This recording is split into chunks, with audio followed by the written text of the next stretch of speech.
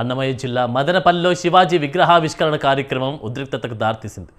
బాహుదా కాల్వలో ఏర్పాటు చేసిన శివాజీ విగ్రహాన్ని ప్రారంభించేందుకు వచ్చిన ఎమ్మెల్యే షహాజాన్ బాషాను వాల్మీకి సంఘాల నాయకులు అడ్డుకున్నారు. రాష్ట్రీయ వాల్మీకి ధర్మ సమాజ్ రాష్ట్ర అధ్యక్షుడు మేకల విజయమోహన్ ఆధ్వర్యంలో పలువురు వాల్మీకి సంఘాల నాయకులు ఎమ్మెల్యేను అడ్డుకొని నిరసన తెలిపారు. వాల్మీకి మహర్షి మనోభావాలను దెబ్బతీసేలా వ్యవహరించారని ఆరోపిస్తూ వాల్మీకి సంఘాల నేతలు ఆందోళనకు దిగారు. శివాజీ విగ్రహ ఏర్పాటుకు తమకు ఎలాంటి అభ్యంతరం లేదని,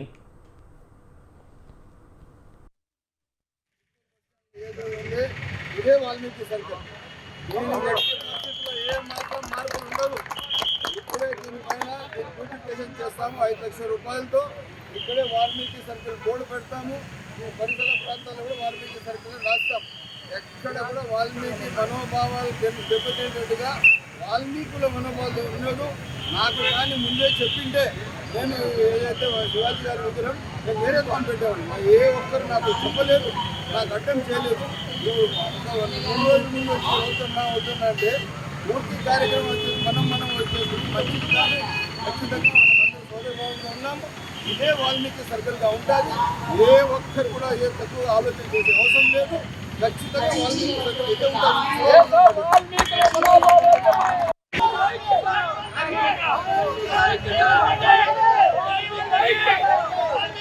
వాల్మీకి జై జై వాల్మీకి జై శ్రీరామ్. బ్రిటిష్ కాలం నుంచి బ్రిటిష్ కాలంలోనే వాల్మీకులు పాలేగాళ్ళు అంటున్నారు. అయితే ఆ కాలంలో ఋషులంతా ఈ బహుదా కాలువ, ఇప్పుడు ప్రజెంట్ మనం బహుదా కాలువ అంటున్నాం, అప్పుడు కాలువ ఏ కాలువ పెట్టారో మన పేరు తెలియదు.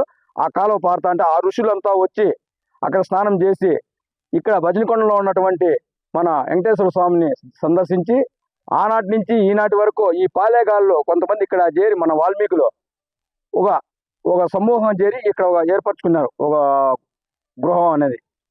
అయితే ఈ కాలువ పైన ఆ రోజు నుంచి ఈ రోజు వరకు కూడా ఎటువంటి కట్టడాలకు జరగడం లేదు.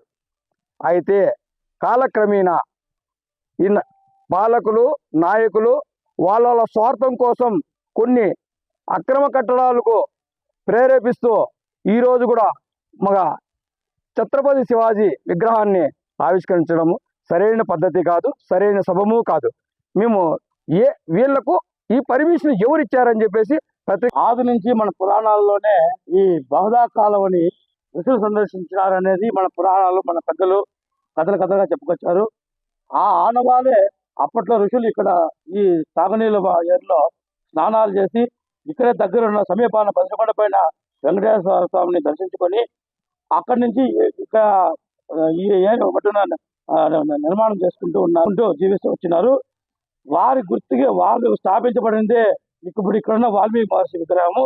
అప్పటి నుంచి కాలువ గట్టున ఏర్పాటు చేయడం అయింది. అప్పటి నుంచి ఆ విగ్రహం ఇక్కడే ఉండిపోయింది.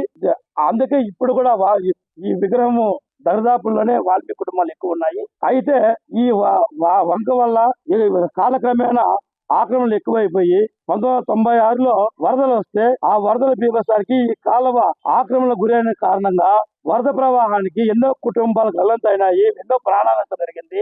ముందుగా అటువంటి విపత్తు జరిగితే కోల్పోయేది మా వాల్మీకి కుటుంబాలే. కాబట్టి ఇప్పుడు ఈ రోజు ఈ దినము శివాజీ విగ్రహం అనేది ఒకటి బొగర్చో అనేటువంటి ఏరు మధ్యలో ఏర్పాటు చేయడం జరిగింది. దానికి మళ్ళీ కోట కట్టడాలు ఇవన్నీ బలంగా కట్టడం జరిగింది. ఎటువంటి నీరు దీన్ని కొలగొట్టుకోలేక బలంగా తయారు చేశారు. ఆది నుంచి మన పురాణాల్లోనే ఈ బహుదా కాలువని ఋషులు సందర్శించారనేది మన పురాణ. మహారాజ్ గారి విగ్రహం గురించి కానీ ఈ రోజు మా సహోదరులు కొంతమంది బాధపడుతున్నారు.